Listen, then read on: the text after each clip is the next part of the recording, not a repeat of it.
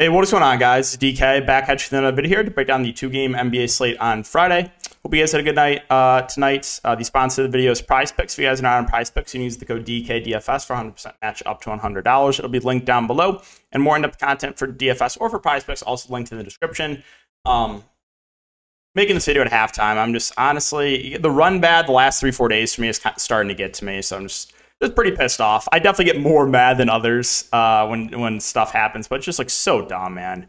Take Steph Curry points, he gets a massive foul trouble. Reeves, couple wide open shots that were missed from his assists, and then he gets benched. So sometimes it's just the way it goes, but man, it can take a toll on you when it happens like consecutive nights, like 3 straight nights. It's just like, man, it really sucks. So we'll just get right into the video. We'll start off with Boston and Philadelphia.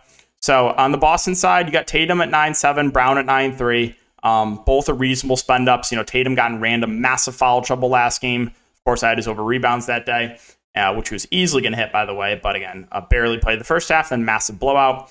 Jaylen Brown at 8-3 has a little bit of a lower floor, but is a bit cheaper.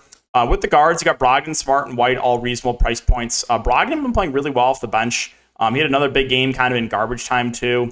Marcus Smart and Derek White are a bit cheaper, which is the first time that has happened. I think Derek White it'll be interesting. I mean, he is the cheapest, but he's also been struggling the most. I honestly like the price point on all 3 guards here for Boston. And then with Horford and Rob Williams, I think Horford's a little bit safer. I think Rob Williams more of your boom or bust play, but you know, he could play a bit more against a guy like Joel Embiid. So I think just kind of in general, a lot of the Boston mid-range guys are a bit too cheap. And then you got Grant Williams, who played a good chunk of minutes last game, played 29 minutes.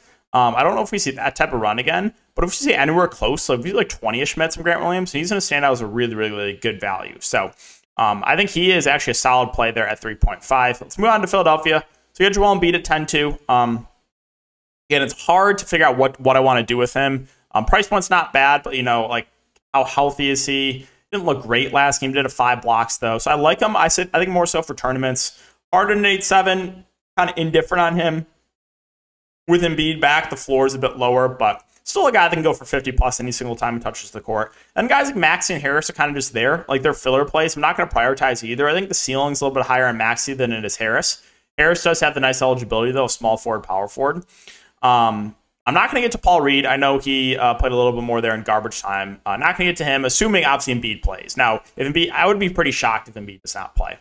If Embiid does not play, obviously then you're slamming Paul Reed. D'Anthony Melton's 4-1. He should probably play low 20s minutes on the bench. He's a fine tournament play. And then you'll see Tucker and Yang and maybe a little bit McDaniels. I think Tucker's your safest bet of these wings. He'll probably play the most.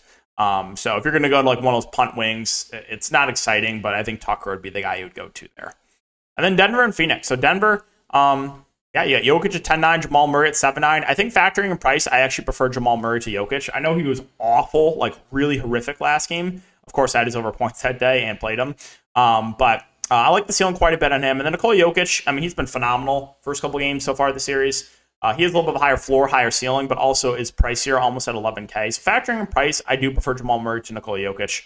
Gordon and MPJ in the mid-range. You know, Gordon should play as many minutes. If he can stay out of foul trouble, play about 40 minutes. Michael Porter Jr. got benched. Of course, the one time I finally played him, he gets benched. It's just so typical. That's what I'm talking about, man. It's like, you go on these stretches where you just catch every bad break, and it eventually gets to you a little bit. Like I'm just like, come on, man.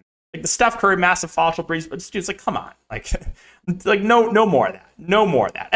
Every here, like once in a while, that's fine. But when you get it like 3-4 straight days in a row, you just continue to get the BS happening to you. It's just like, come on, man.